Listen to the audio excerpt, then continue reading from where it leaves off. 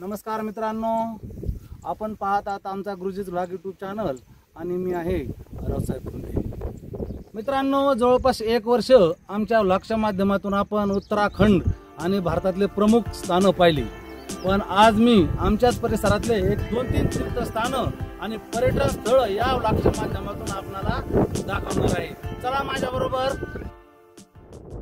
मित्रांनो, जवळपास 3 वर्ष झाले मी गुरुजीच व्लॉग यूट्यूबच्या माध्यमातून वेगवेगळ्या ठिकाणी जाऊन व्हिडिओ बनवत आहे आणि या अगोदर माझ्याकडं 2 बाईक होत्या, एक होंडाची रॅप्सॉल आणि त्याचप्रमाणे पॅशन प्रो। पण आपल्या प्रेमामुळे, साधू संतांच्या आशीर्वादामुळे आणि माझ्या मेहनतीमुळे मला 4 व्हीलर घेण्याचा योग आलेला आहे। या बाजूस आपण पाहू शकता, त्या 4 व्हीलर मधून मी पहिला हा व्लॉग शूट करीत आहे।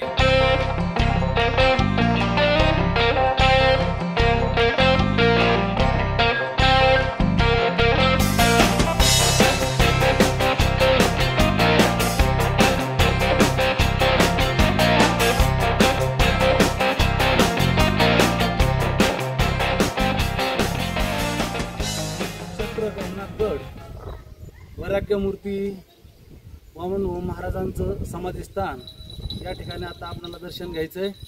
चला माझ्या बरोबर।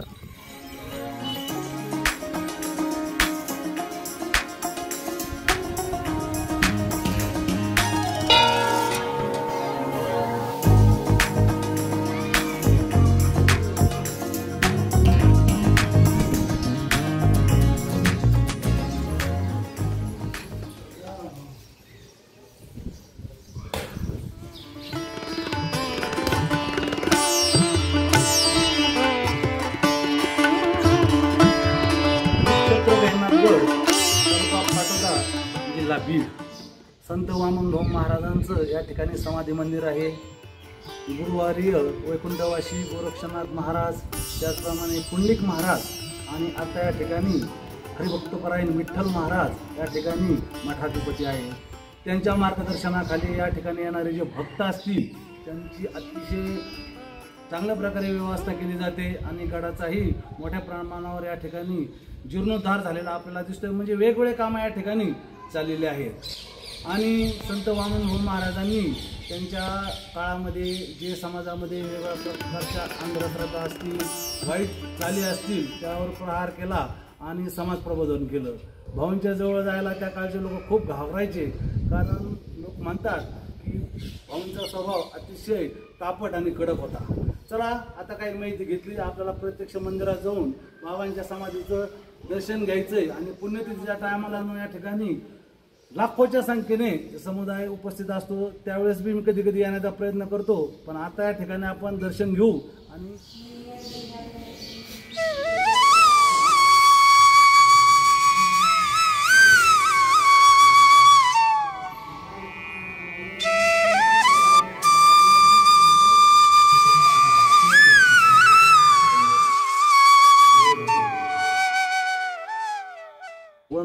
हे पूर्ण महाराष्ट्राला परिचित आहेत आणि त्यांची कर्मभूमी श्री क्षेत्र भगवानगड, त्याचप्रमाणे त्यांची जी जन्मभूमी भगवान भक्तिगड सावरगाव या ठिकाणी मी आता आलो आहे आणि या सावरगावमध्ये त्यांचा जन्म झालेला आहे।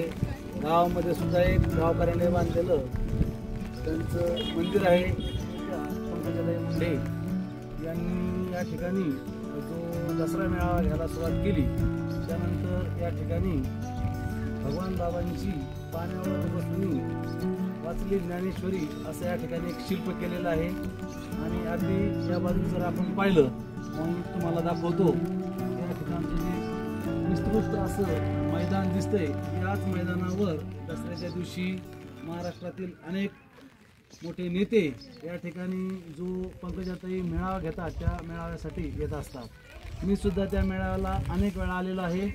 समोरचं तुम्ही मैदान पाहू शकता आणि या बाजूला राष्ट्रसंत भगवान बाबांची मूर्ती, भव्य भगवान बाबांचं शिल्प आहे त्याचं तर आपण दर्शन घेतलंय, खालच्या बाजूस भगवान बाबाचं मंदिर आहे। त्या मंदिरामध्ये आपल्याला जाऊन बाबांच्या मूर्तीचं दर्शन घ्यायचंय. चला.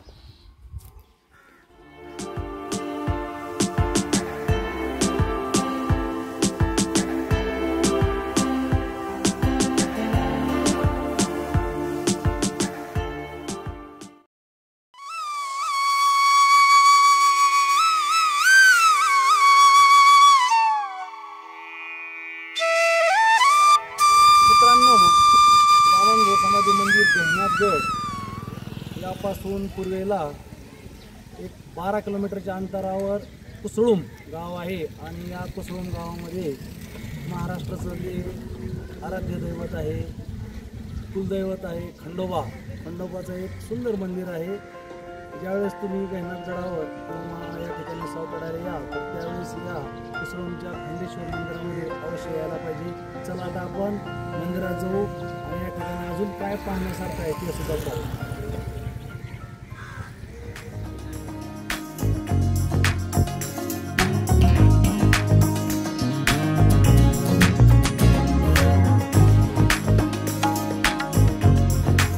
एकोट जय मल्हारचा घोष करीत दर रविवारी या ठिकाणी भक्तांची दर्शनासाठी रीग असते. त्याचप्रमाणे चंपाषष्ठी असतील किंवा वर्षात अनेक वेळा या ठिकाणी खंडोबाचा उत्सव मोठ्या प्रमाणात साजरा केला जातो. घराघरातले लोक या ठिकाणी दर्शनासाठी येतात आणि या पंचक्रोशीतलीच काय पण जवळपास बीड जिल्ह्यातले अनेक भाविक कुसळम या ठिकाणी दर्शनासाठी येत असतात. आष्टीहून या ठिकाणी येण्यासाठी सुद्धा पक्का रस्ता आहे. त्याचप्रमाणे या ठिकाणी गहिनाथगड करून बी आपण या ठिकाणी येऊ शकता.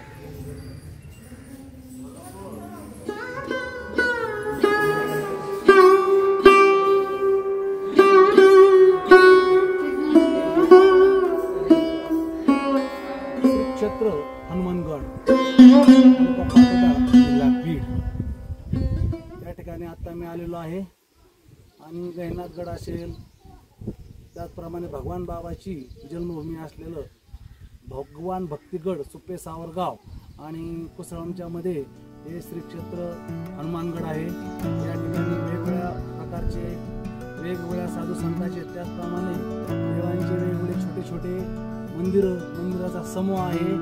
अतिशय आकर्षक आणि सुंदर हे देवस्थान आहे. चला आपण काय करूया, या ठिकाणी असलेले मंदिर पाहू त्याचप्रमाणे दर्शन सुद्धा घेऊ. या ठिकाणी आपण आला अगदी सुरुवातीला भगवान बजरंगबलीची एक मोठी दिवस पडते. या ठिकाणी या देवस्थानाला हनुमानगड म्हणून ओळखलं जातं. आपण पाहू शकता.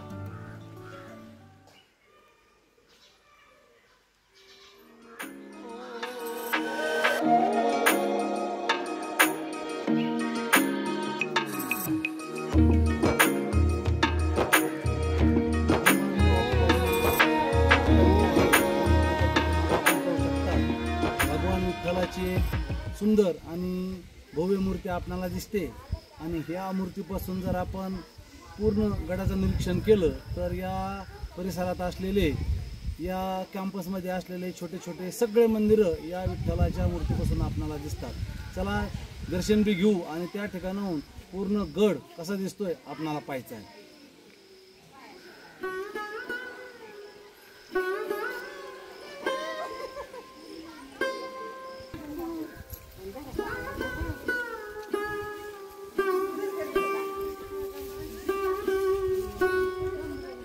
आज आपण या ठिकाणी बीड जिल्ह्यातील 2-3 संतांचं जे समाधी मंदिर आहेत, कर्मभूमी असलेले तीर्थस्थान आहेत, याची माहिती या व्लॉगच्या माध्यमातून घेतली. तसं तर पूर्ण भारतभर मी फिरत असतो. उत्तराखंड असेल, पंजाब असेल, एमपी असेल, राजस्थान या ठिकाणचे व्लॉग मी आमच्या चॅनलच्या माध्यमातून दाखवलेले आहे. हा व्लॉग आपल्याला कसा वाटला तो कळवा. आमच्या चॅनलला सबस्क्राईब करत राहा, त्यामुळं पुढील व्लॉग बनवण्यासाठी आमचा उत्साह वाढतो. या ठिकाणी